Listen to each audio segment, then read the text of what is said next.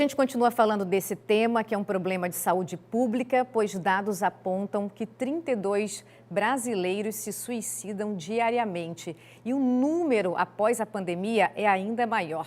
E para conversar sobre o assunto, convidamos a médica psiquiatra, a doutora Vanessa Adegas Menin, que hoje também representa aqui a Associação Catarinense de Psiquiatria. Tudo bem? Boa tarde, seja muito bem-vinda para a gente falar desse tema tão importante. Eu já começo te perguntando por que a gente tem que falar. Falando sobre suicídio, a gente consegue evitá-lo? Boa tarde, Flávia. Boa tarde, pessoal. Obrigada pela oportunidade de desvendar a psiquiatria. A Organização Mundial de Saúde estipula que 90% dos suicídios podem ser evitáveis.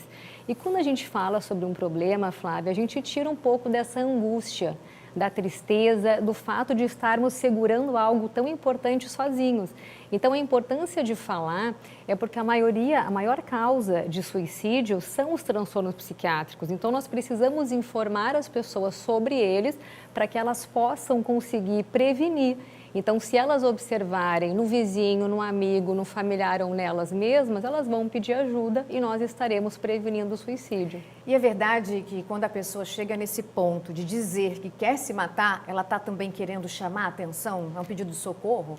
Não, isso é um grande mito, né, Flávia? Então, as pessoas que tentaram o suicídio, elas têm 5 a 6 vezes mais chance de consumarem o ato. Então, quanto mais se tenta, maior a probabilidade de conseguir. Então, essa pessoa que cometeu o suicídio, ela tentou em média 26 vezes.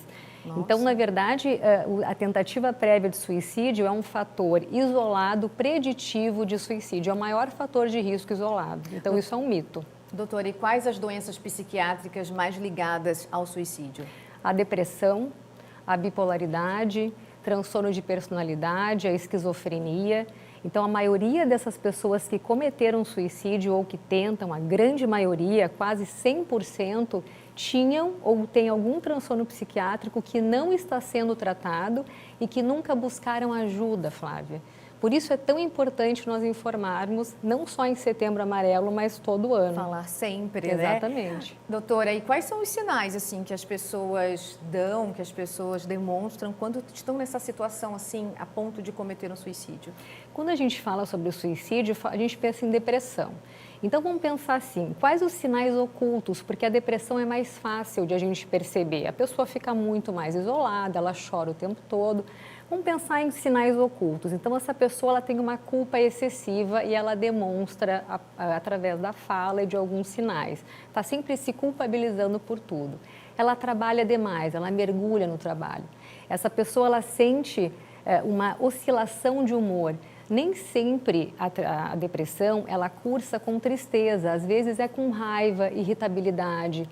Então, a pessoa se isola.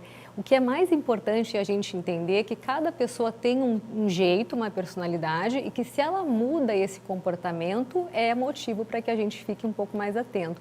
Então, existem sinais ocultos. Claro que nem sempre é tão fácil identificar. Por isso que nós precisamos conhecer a pessoa que está do nosso lado e observar. E as pessoas têm que perder o preconceito mesmo de procurar o médico psiquiatra. Perder o estigma, né, Flávia? Nós tratamos com endocrinologista, cardiologista, por que não com psiquiatra? Mas existe um estigma, acredito que nós estejamos quebrando isso aos poucos e por isso falar sobre isso. Por isso o meu trabalho de desvendar a psiquiatria, para trazer as pessoas para prevenir. O médico psiquiatra, ele avalia e ele é médico. Então, assim, existem doenças clínicas que cursam com sintomas psiquiátricos. Esse médico vai conseguir avaliar e direcionar para o tratamento. E com a pandemia, doutora, a situação piorou? A situação piorou bastante. Existe uma questão também do próprio vírus causar em 34% sequelas, tanto neurológicas quanto psiquiátricas. Então, isso está sendo levado em consideração nas várias pesquisas que estão sendo realizadas. Mas, de fato, no consultório, isso fica bastante evidente, aumentou bastante os casos de depressão e ansiedade. Tanto pela questão financeira, os fatores ambientais da própria pandemia, o isolamento, a insegurança, o fator econômico. Então, os homens estão muito depressivos por conta disso.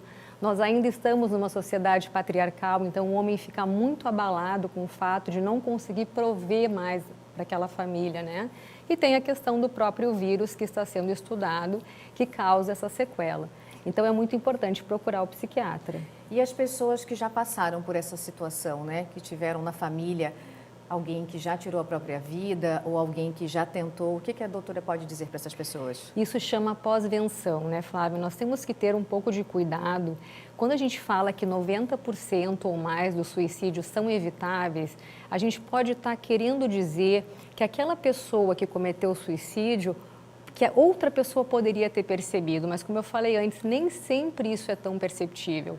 Então, para cada suicídio consumado, 6 pessoas, no mínimo, sofrem algum impacto indireto. Mas se a gente for um pouco mais adiante dessas 6 pessoas, são 135 pessoas, 350 pessoas. Então, quantas pessoas sofrem o impacto do suicídio de alguém que elas conhecem ou algum familiar? E essas pessoas muitas vezes se culpam, Flávia. A sociedade mesmo isola essas pessoas. Isso é muito triste. Existe um preconceito não só em relação à psiquiatria, ao psiquiatra, ao transtorno mental, mas também as pessoas que perderam um familiar pelo suicídio. Então, pessoal, não se culpem por conta disso. Se vocês perderam algum familiar pelo suicídio, não se culpem. Nem sempre nós conseguimos evitar e nem sempre perceber. Às vezes não é tão fácil. Por isso que eu falei dos sinais ocultos e não dos sinais que todo mundo pode observar. Obrigada, uma conversa muito importante para quem está em casa assistindo, ligado com a gente. E é como a doutora falou, não é só em setembro, né? A gente tem que pensar nessa questão o ano todo, sempre. Obrigada. Obrigada.